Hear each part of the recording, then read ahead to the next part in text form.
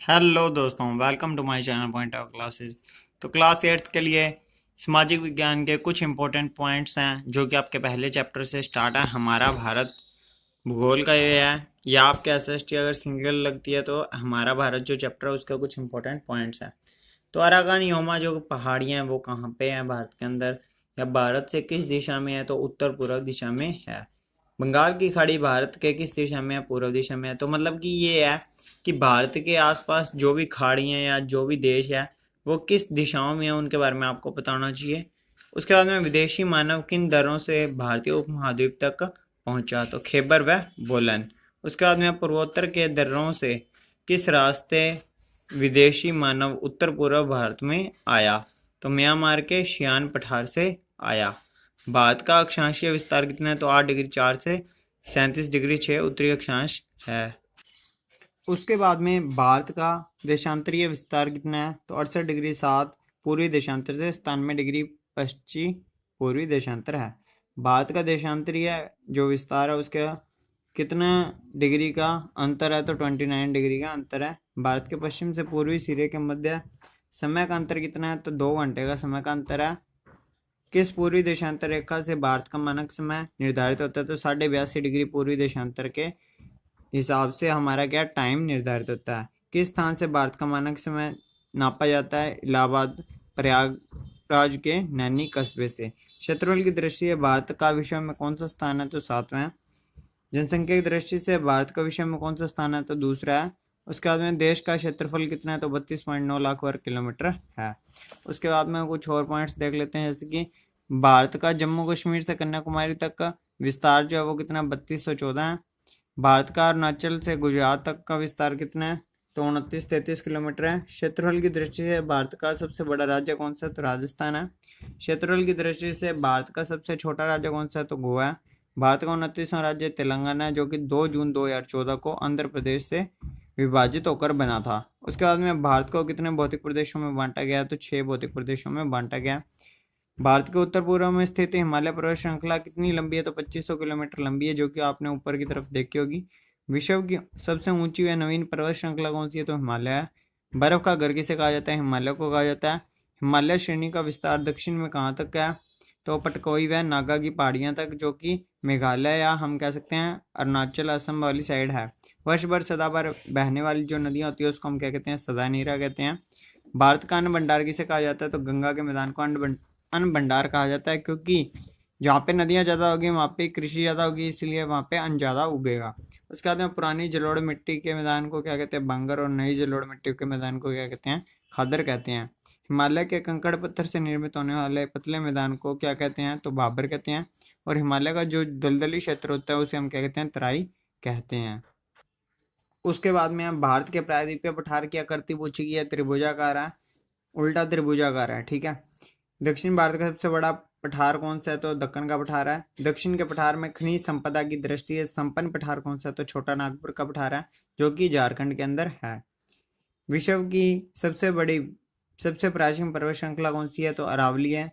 प्रायद्वीपीय पठार का निरंतर अपर्दन व निक्षेपण किस पठार से हुआ है, तो कृष्णा, कावेरी, नर्मदा, ताप्ती, गोदावरी, महानदी, इन नदियों से हुआ है। बंगाल की खाड़ी में स्थित 247 द्वीपों का समूह है, क्या कहलाता है, तो अंडमान निकोबार कहलाता है।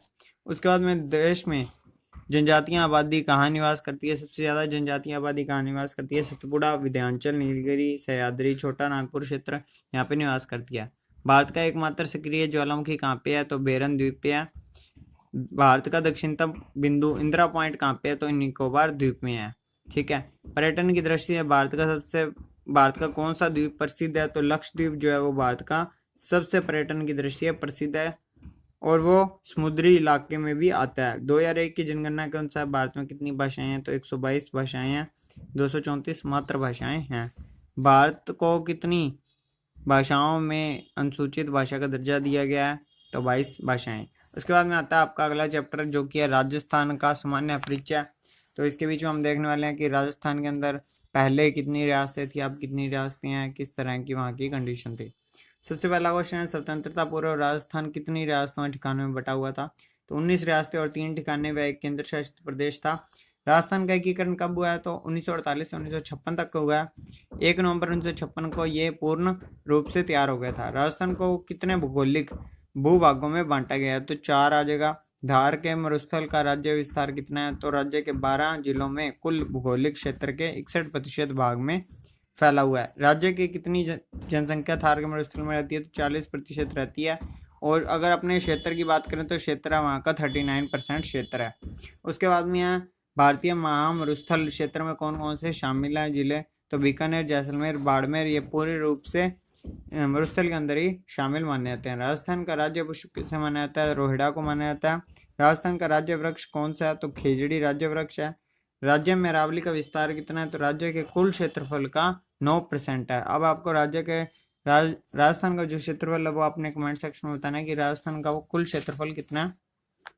उसके बाद में गुजरात के खेड़ ब्रह्मा से दिल्ली तक की अरावली की लंबाई कितनी है? 692 किलोमीटर है। मरुस्थल में पाई जाने वाली जो घास है वो कौन कौन सी घासें हैं उसके बारे में पूछा गया है। सेवन, दामन, करड़। राजस्थान की जीवन रेखा किसे कहा जाता है? अरावली को कहा जाता है। अरावली की सबसे ऊंची चोटी कौन सी है? गुरु शिखर है। 1722 किलोमीटर, 1727 मीटर भी कहीं कहीं देखने को मिलती है। राज्य के कुल क्षेत्रफल का कितने प्रतिशत भूभाग मैदानी है? तो 23% भूभाग मैदानी है। बिहर, डांग या उत्खाद जो भूमि क्षेत्र है वो कौन सी नदी बनाती है? चंबल नदी बनाती है। राजस्थान के मैदानी उपजाऊ भाग में राज्य की कुल कितनी जनसंख्या निवास करती है? तो 40% निवास करती है।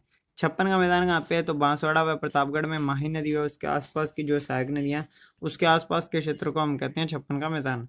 राजस्थान के पूर्वी मैदान को कौन सी नदियाँ पोषित करती हैं? तो चंबल, माही, बनास, बाणगंगा, कांतली, ये सारी की सारी दक्षिणी पूर्वी राजस्थान की नदियाँ है। उसके बाद में आगे का जो पॉइंट्स है वो हम देख लेते हैं, जैसे कि राज्य के कितने प्रतिशत भूभाग पर पठार का विस्तार है? तो 7% भाग पर भूभाग पर पठार का विस्तार है। राज्य के प्रमुख पठार कौन कौन से हैं? तो उड़िया का पठार, आबू का पठार, बुराड़ का पठार, मेसा का पठार, ऊपरमाल का पठार, लसाड़िया का पठार, ये सारे के सारे पठार जो हैं ये आपको दक्षिणी भारत के अंदर देखने को मिलेंगे। राजस्थान राज्य में कितनी जलवायु परिस्थितियां पाई जाती हैं? तो 5 जलवायु परिस्थितियां। राजस्थान में औसत वार्षिक वर्षा कितनी होती है? तो 57.51 होती है। राजस्थान में कितने ऋतुएं आती हैं? तो 3 ऋतुएं आती हैं। राजस्थान में ग्रीष्म ऋतु में चलने वाली हवाओं को लू कहते हैं। और उसके बाद में राजस्थान का अंदर सबसे ठंडा स्थान कौन सा है? तो माउंट आबू अगर कहते हैं। सबसे ज़्यादा बारिश कहाँ होती है? तो झालावाड़ के अंदर होती है। ठीक है। और राजस्थान के अंदर सबसे ज़्यादा जो वर्षा होती है वो कौन से मानसून से आती है? तो बंगाल की खाड़ी वाले मानसून से आती है। राज्य के किस जिले में सर्वाधिक वर्षा होती है? तो झालावाड़ बताई दिया। राजस्थान के किस जिले में सबसे कम वर्षा होती है? तो जैसलमेर। राजस्थान राज्य में सर्वाधिक वर्षा वाला स्थान माउंट आबू। राज्य में हिमालय की ओर से आने वाली ठंडी हवाएं क्या कहलाती हैं? शीतलहर कहलाती हैं। और जो भूमध्य रेखा की ओर से आती है उसको हम मावठ कहते हैं। तो आज की वीडियो अगर पसंद आई तो प्लीज़ वीडियो को लाइक करें। Thank you.